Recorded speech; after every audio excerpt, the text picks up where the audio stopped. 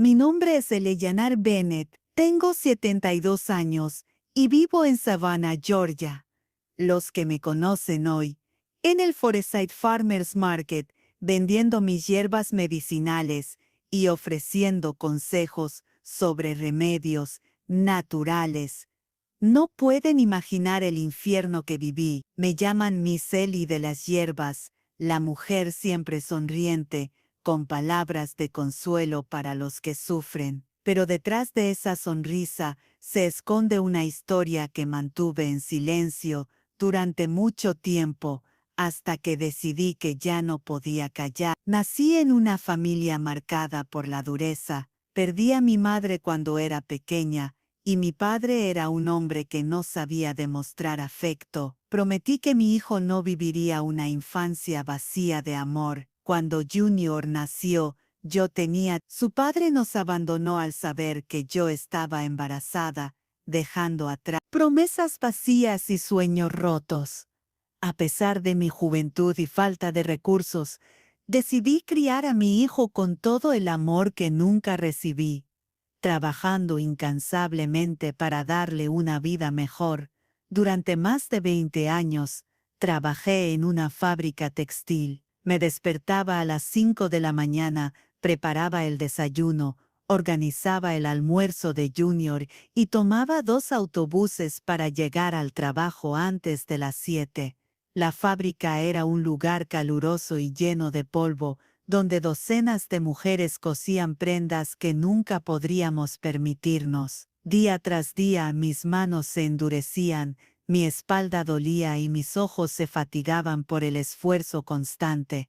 Al regresar a casa, debía preparar la cena, lavar ropa, limpiar y ayudar a Junior con sus deberes. Cada semana ahorraba cada centavo para comprarle zapatos nuevos o útiles escolares. Junior parecía un hijo ejemplar, obediente, amable, ayudaba en casa y siempre decía palabras de cariño que me daban fuerzas. Pensé que lo estaba criando correctamente. Sin embargo, cuando cumplió 18 años, empecé a notar cambios inquietantes, miradas que se demoraban demasiado, abrazos que se sentían extraños y un afecto que ya no parecía inocente. Intenté racionalizarlo, convencida de que era mi imaginación o el cansancio del trabajo acumulado. Al principio, estas señales eran sutiles. Entraba en mi habitación sin avisar, inventando excusas triviales, y sus ojos parecían observarme de manera inapropiada. Cuando intenté comentarlo, se reía y decía que estaba paranoica, que exageraba o que mi mente fatigada me jugaba malas pasadas. Esas palabras combinadas con la imagen de hijo dedicado que él proyectaba me hicieron dudar de mis propios sentimientos y percepciones. Lo que entonces no sabía era que esos primeros indicios eran apenas el inicio de un abuso que marcaría los próximos años de mi vida. Lo que parecía cariño se transformó, poco a poco, en algo mucho más oscuro y aterrador. Todo cambió un lunes por la mañana. El 15 de marzo me levanté como siempre. A las 5, preparé el desayuno. Dejé listo mi almuerzo y tomé los autobuses hacia la fábrica. Ese día, mientras terminaba un lote de ropa femenina que debía entregarse antes del almuerzo, sentí un dolor horrible en la cabeza, como si alguien me hubiera golpeado con un martillo. Mi visión se oscureció y el suelo pareció girar a mi alrededor. Traté de sostenerme de la mesa, pero no pude. Lo último que recuerdo es caer de la silla, escuchar el ruido de las otras máquinas y los gritos de mis compañeras. Cuando desperté, estaba en el hospital conectada a varios aparatos. El doctor me informó que había sufrido un derrame cerebral, una hemorragia cerebral. Me dijo que era joven para algo así, pero que el estrés del trabajo y la vida habían contribuido. Mi lado izquierdo estaba paralizado, no podía mover ni el brazo. Habían contribuido. Mi lado izquierdo estaba paralizado, no podía mover ni el brazo ni la pierna. De pronto, mi vida se convirtió en un infierno de dependencia total. Junior, entonces de 22 años, se ofreció a cuidarme. Dijo que renunciaría a todo y dedicaría su vida a atenderme, porque yo había dedicado toda la mía a él. Al principio, sus cuidados parecían genuinos. Me ayudaba a vestirme, a bañarme, a ir al baño, incluso me alimentaba. Sentí alivio y gratitud, pensando que al fin tenía un hijo que realmente me cuidaba. Pero pronto comenzaron los cambios. Junior no permitió que nadie más se acercara. La mujer que contrató el seguro social, Marta, una profesional con experiencia en fisioterapia y cuidado de pacientes post-ictus, fue despedida tras constantes quejas inventadas por él. Dijo que nadie podría atenderme correctamente como él. Las examinaciones diarias comenzaron a prolongarse cada vez más. Sus manos se demoraban en áreas de mi cuerpo de manera inapropiada, justificándolo como prevención de úlceras por presión o problemas de circulación. Me decía que yo no entendía nada de medicina, que sus métodos eran los correctos y que debía agradecérselo. Yo, completamente dependiente, no podía ni defenderme ni huir. La manipulación psicológica fue devastadora. Me repetía a diario frases que me hacían sentir culpable. Mamá, dependes de mí para todo. Si yo no estuviera, ¿quién te cuidaría? Nadie tendría paciencia contigo como yo. Mezclaba declaraciones de amor con actos repugnantes, logrando confundirme y quebrarme. Comenzó a controlar mis medicinas. Además de las prescritas, me daba otras sustancias que me adormecían, me hacían más dócil y confundida, impidiéndome resistir. Mi aislamiento se profundizó. Visitaba solo cuando él lo permitía. Las llamadas telefónicas eran supervisadas. Los vecinos ya no entraban y nadie sospechaba de su fachada de hijo devoto. Ese primer año post-accidente fue solo el inicio de un ciclo de terror que duraría casi una década. Cada día estaba marcado por abusos físicos y psicológicos, bajo la máscara de cuidado y preocupación, donde yo era prisionera de mi propio cuerpo y de la persona en quien más confiaba. Después del primer año, la vida con Junior se convirtió en un ciclo diario de miedo y humillación. Cada mañana, al despertar, sentía un nudo en el estómago. Él insistía en verificar mi estado, tocando mi cuerpo bajo la excusa de cuidar de mi salud. Los baños, que antes eran simples rutinas de higiene, se transformaron en sesiones largas y angustiosas. Junior decía que necesitaba limpiar meticulosamente cada parte de mi cuerpo para prevenir infecciones, pero sus manos se demoraban en lugares que no tenían nada que ver con la higiene. Yo intentaba resistirme con lo poco que podía mover, pero mi brazo izquierdo seguía paralizado y no podía defenderme. La manipulación psicológica era constante y desgarradora. Junior combinaba sus abusos con palabras de amor. Mamá, hago esto porque te amo. Nadie más podría cuidarte como yo. Sus declaraciones me confundían. Un momento sentía que estaba ante un hijo devoto, y al siguiente sentía repulsión y miedo. Con el tiempo, aprendí que la mezcla de amor y violencia era una de sus herramientas más efectivas para mantenerme sometida. Mi aislamiento se profundizó. Él controlaba todas mis comunicaciones, llamadas telefónicas, visitas de vecinos y amigos, incluso las de médicos y terapeutas. Cada vez que alguien venía a la casa, Junior inventaba excusas para mantenerme alejada, diciendo que necesitaba reposo absoluto o que estaba muy débil para hablar. Los vecinos, confiando en la imagen de hijo ejemplar que Junior mostraba, nunca sospecharon nada. Además, comenzó a controlar estrictamente mis medicamentos. Me administraba pastillas que no habían sido prescritas por el doctor, supuestamente para fortalecerme, pero que me hacían más dócil, confundida y menos capaz de resistir. La combinación de mi cuerpo debilitado por el derrame cerebral y estos fármacos lo convirtió en mi único poder real, y yo me sentía atrapada sin esperanza. Junior inventaba rutinas médicas que incluían masajes y terapias que no tenían base científica. Decía que debían durar más de 1 hora para mejorar la circulación, prevenir coágulos o evitar úlceras. Sus manos recorrían mi cuerpo con excusas médicas, y cada intento de protesta era respondido con amenazas sutiles.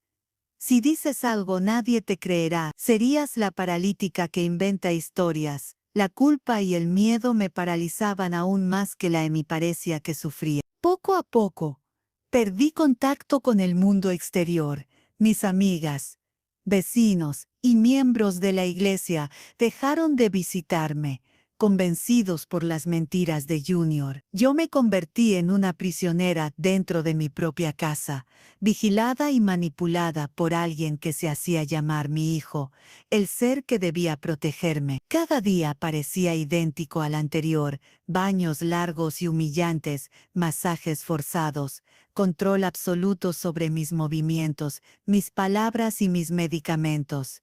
La mezcla de dolor físico, manipulación psicológica y aislamiento social creó un ciclo casi imposible de romper. Sin embargo, a pesar de todo, aún existía en mí una chispa de esperanza. Un día, alguien podría descubrir lo que estaba ocurriendo y poner fin a esa pesadilla. Con el paso de los años, las pequeñas señales que al principio había ignorado comenzaron a acumularse, formando un patrón imposible de negar. Cada interacción con Junior tenía un matiz extraño, un toque de control que no tenía nada que ver con amor filial. Él decidía todo: lo que comía, cómo me vestía, incluso los programas que podía ver en televisión. Todo debía pasar por su aprobación. Mis días estaban llenos de miedo y vigilancia constante. Cada intento de independencia, por mínimo que fuera, era reprimido con frases que minaban mi autoestima. No puedes hacerlo sola, mamá. Si lo intentas te harás daño. El baño diario seguía siendo la rutina más temida. Junior lo justificaba como una medida de higiene extrema, pero sus manos recorrían mi cuerpo de manera indebida. Yo intentaba resistirme, pero mi brazo izquierdo seguía paralizado y apenas podía moverme. Sus palabras manipuladoras convertían mi lógica en confusión. Es por tu salud, mamá. Si no lo hago, podrías enfermarte gravemente. Esa mezcla de amenaza y cariño falso me mantenía atrapada, con un miedo que no podía compartir con nadie. Las visitas que alguna vez alegraban mi día desaparecieron por completo. Amigos, vecinos y familiares que antes venían a verme fueron bloqueados por Junior con excusas interminables. Él decía que yo necesitaba reposo absoluto o que estaba demasiado débil para recibir visitas. Poco a poco, el mundo exterior desapareció de mi vida y me convertí en prisionera dentro de mi propia casa. Nadie veía lo que realmente ocurría. Solo ellos veían al hijo dedicado cuidando de su madre enferma. La manipulación de Junior se extendía incluso a mi cuerpo y mente. Administraba medicamentos que él mismo elegía, no los recetados por los médicos. Me hacía sentir débil y confundida, incapaz de protestar o pedir ayuda. Cada intento de resistencia era respondido con amenazas sutiles. Si dices algo, nadie te creerá. Todo el mundo piensa que estás delirando por el derrame cerebral. Estas palabras me llenaban de desesperanza. La paranoia inducida me hacía sentir que no tenía salida. Con el tiempo, incluso los momentos de descanso se convirtieron en pesadillas. Junior inventaba ejercicios de terapia física que duraban horas y que incluían tocamientos inapropiados, justificándolos con explicaciones médicas falsas. Sus palabras mezclaban cuidado y control, amor y violencia. Me encontraba atrapada en un ciclo donde la dependencia física y emocional hacía que cualquier posibilidad de escape pareciera imposible. Mi autoestima se desvanecía poco a poco. La vergüenza y el miedo me impedían contar lo que estaba ocurriendo. Cada día, al mirar a Junior, recordaba la dualidad aterradora de su carácter, el hijo que conocía y amaba, y el monstruo que se había escondido tras años de aparente devoción. Esa contradicción me confundía y me aterrorizaba. A pesar de todo, una pequeña chispa de esperanza persistía dentro de mí. Sabía que en algún lugar alguien podría descubrir la verdad y ayudarme. Esa esperanza era lo único que me mantenía cuerda, en medio de la rutina diaria de abuso, manipulación y aislamiento total. Con el paso de los años, la sensación de soledad se volvió abrumadora. Aunque Junior estaba siempre presente, su presencia no era protectora ni afectuosa, sino una vigilancia constante que convertía mi hogar en una prisión. No había un solo rincón donde pudiera sentirme segura. Cada movimiento mío era observado, cada palabra interpretada y manipulada en mi contra. Vivía en un estado de alerta permanente, temiendo los momentos que antes consideraba normales, como el baño, las comidas o incluso simplemente sentarme a descansar.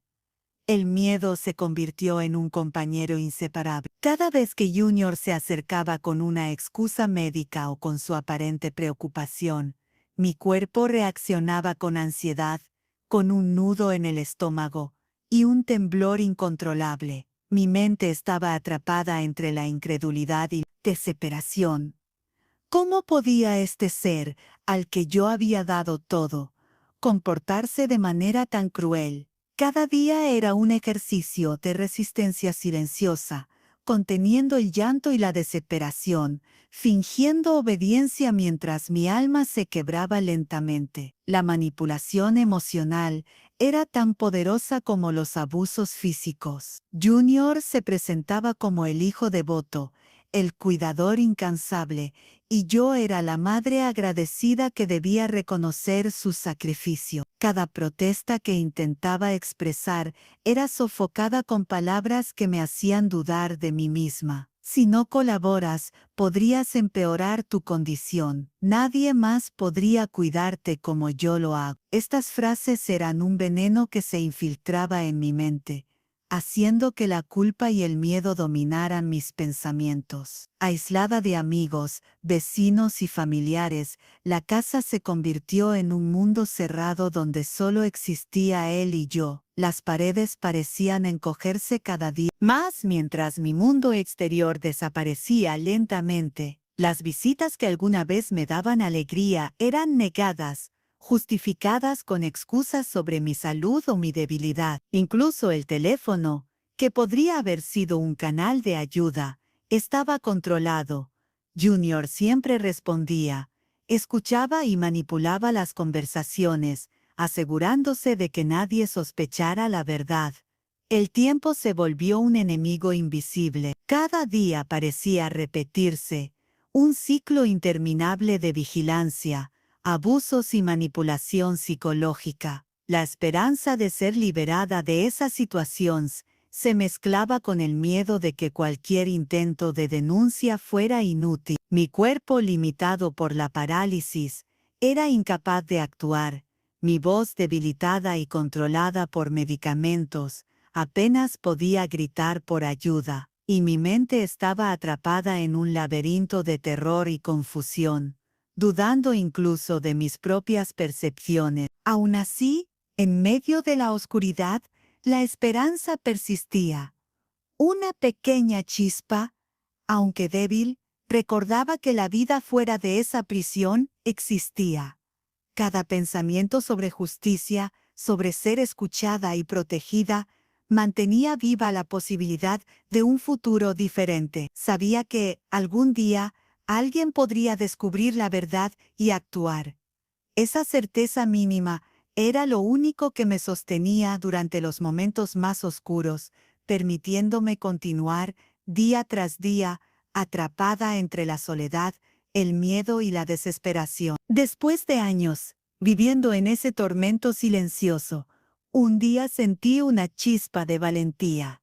La desesperación acumulada me impulsó a considerar la idea de escapar, aunque sabía que cualquier intento sería extremadamente peligroso. Mi cuerpo estaba limitado, mis fuerzas escasas y la vigilancia de Junior constante. Sin embargo, la necesidad de libertad y de sobrevivir a ese abuso me empujó a planear algo, aunque fuera solo en mi mente. El primer intento no fue más que una prueba de mi propio coraje. Esperé un momento en que Junior estuviera distraído, preparando la cena o revisando algo en su teléfono. Traté de moverme lentamente hacia la puerta, apoyándome con dificultad en los muebles, midiendo cada paso con cautela. Sentía el corazón latiendo con fuerza, la respiración entrecortada, mientras la ansiedad y el miedo se mezclaban en una sensación casi paralizante. Cada ruido, cada sombra,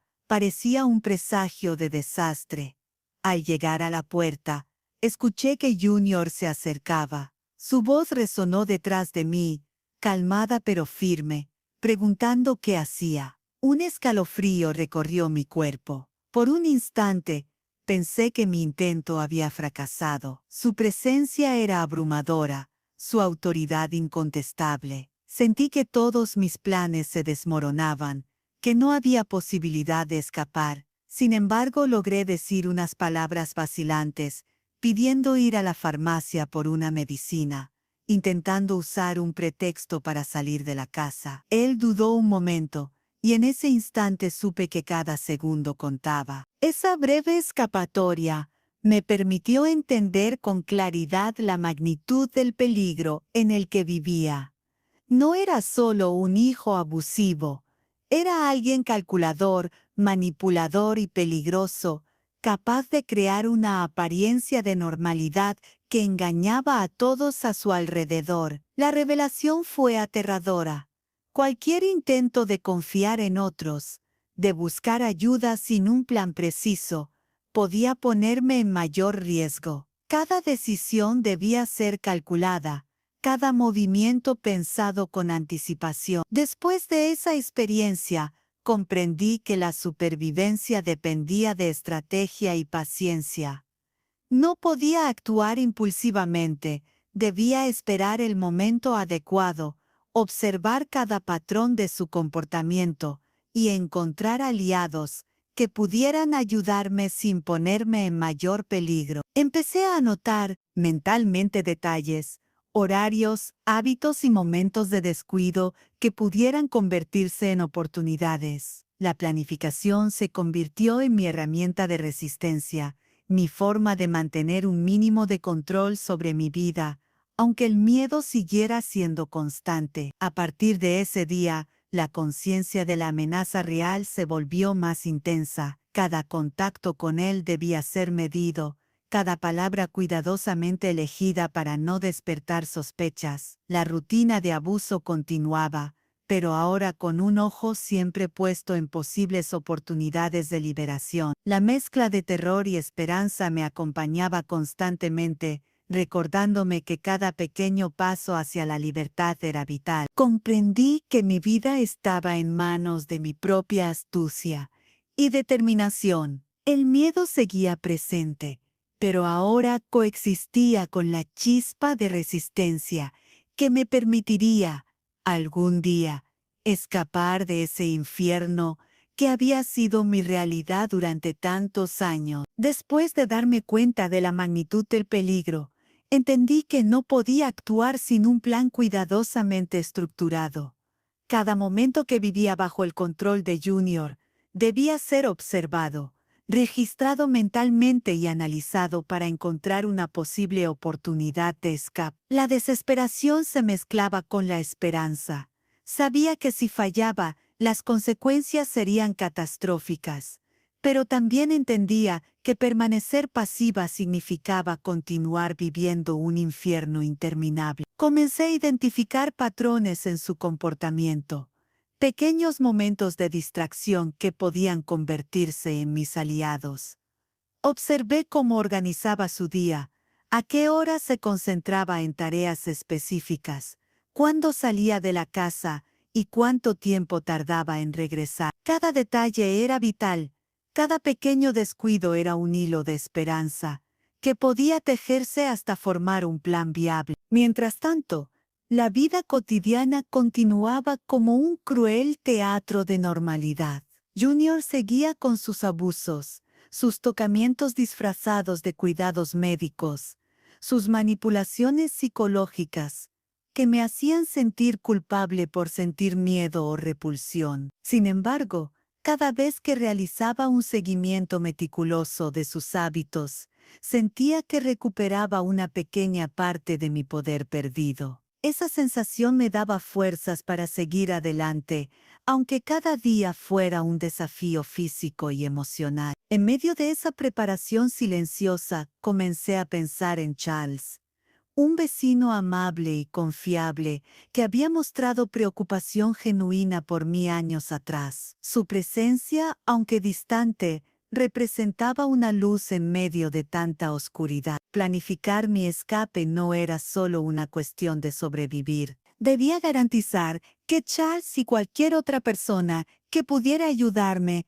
estuvieran seguros. La exposición de Junior, sin un plan adecuado, podía ponerlos en riesgo, y eso no podía permitirse. Cada noche repasaba mentalmente los pasos que debía seguir, cuándo y cómo moverme, cómo ocultar mis intentos, hasta que fueran irrefutables, cómo convocar discretamente a alguien de confianza que necesitaba ayuda inmediata. Sabía que cualquier error podía costarme más años de sufrimiento, o incluso algo peor. Pero la esperanza crecía con cada detalle planificado, con cada pequeño acto de resistencia interna que realizaba, como si mi espíritu se preparara para una batalla final. Con el tiempo entendí que la paciencia era mi mayor aliada. No se trataba de un acto impulsivo. Se trataba de construir una ruta segura hacia la libertad, de recuperar el control sobre mi cuerpo y mi vida, y de asegurar que una vez fuera, nunca más volvería a depender de la maldad de Junior. Cada observación, cada nota mental, cada estrategia diseñada era un paso hacia ese objetivo, una forma de mantener viva la chispa de la esperanza. Así, entre miedo y preparación, comencé a visualizar un futuro donde pudiera caminar sin temor, hablar sin vigilancia y volver a ser la persona que había sido antes del infierno que Junior había creado. Esa visión se convirtió en mi motor, en la fuerza silenciosa que me impulsaba a sobrevivir un día más y a esperar, con paciencia calculada, el momento exacto para recuperar mi libertad, y con ella, mi dignidad y mi vida. El día que había imaginado durante años finalmente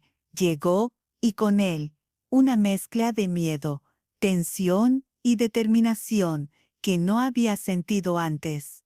Todo debía ser perfecto, cada paso calculado, cada movimiento sincronizado, porque cualquier error podía significar la prolongación de mi sufrimiento o un castigo peor que cualquier cosa que hubiera vivido. La libertad estaba a la vuelta de la esquina, y por primera vez en mucho tiempo, sentí que tenía el control absoluto de mi destino.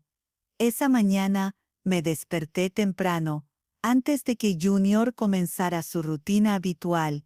Mi cuerpo, aunque aún limitado por la parálisis, estaba lleno de adrenalina. Todo estaba preparado, ropa limpia, documentos esenciales, algo de dinero escondido y un bolso con medicinas que sabía que necesitaría durante la huida. Cada detalle contaba, y había ensayado mentalmente los pasos una y otra vez. La paciencia de años finalmente se transformaba en acción. Junior salió de la casa por un recado breve, como hacía algunas mañanas. Fue el momento que había esperado. Mi corazón latía con fuerza, pero mi mente estaba enfocada. Moví cuidadosamente mi silla, asegurándome de no hacer ruido, y revisé una vez más la puerta principal, los pasillos, las ventanas. Todo debía estar despejado. Sentí miedo, sí, pero también una libertad anticipada que me impulsaba a seguir adelante. Cuando abrí la puerta y sentí el aire fresco en mi rostro, algo dentro de mí cambió. Era un pequeño respiro de la prisión que había sido mi hogar durante tantos años. Cada empujón de la silla, cada movimiento hacia la calle, me acercaba más a un mundo que había imaginado durante tanto tiempo. Un mundo donde Junior ya no tenía control sobre mí. No podía gritar, no podía alertar a nadie, pero sabía que cada segundo me acercaba a la salvación. Al llegar a la casa de Charles, temblando pero decidida, llamé a la puerta y sentí cómo la humanidad y la bondad se manifestaban en su rostro, preocupado. Él me ayudó a entrar y verificó rápidamente que estuviera bien. Llamamos a la policía, explicando la situación con detalle. Y poco a poco, la pesada carga de años de miedo y abuso comenzó a disiparse. Por primera vez, sentí que no estaba sola, que había aliados capaces de protegerme y de poner fin a la pesadilla que había soportado durante tanto tiempo. Ese primer paso hacia la libertad no solo fue físico, fue emocional y mental. Cada lágrima que derramé en la casa de Charles, cada suspiro de alivio, representaba años de sufrimiento acumulado. Finalmente liberado, comprendí que la valentía no siempre se mide por la fuerza física, sino por la perseverancia, la astucia y la voluntad de sobrevivir. La huida fue solo el inicio. Sabía que aún quedaban desafíos por enfrentar: los procedimientos legales, la recuperación física y emocional, y reconstruir una vida que Junior había intentado destruir. Pero ese primer paso, ese acto de coraje después de años de opresión, fue el momento decisivo. Mi libertad había comenzado, y con ella, la esperanza de una vida nueva, segura y digna.